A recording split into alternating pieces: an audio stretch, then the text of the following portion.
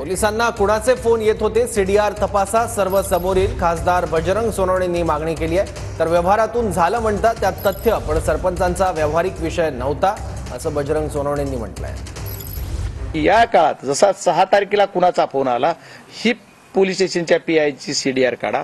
दुसरा मुद्दा माझा आज आहे की 9 तारखेला ही घटना घडल्याच्या नंतर सरपंचाच्या भावाला कोण कोण बोललं आणि पोलीस स्टेशनला कोण बोललं, तिथं बनसोड नावाचे पीआय, त्यांना कुणाचा फोन आला, बनसोडचा सुद्धा सीडीआर काढा.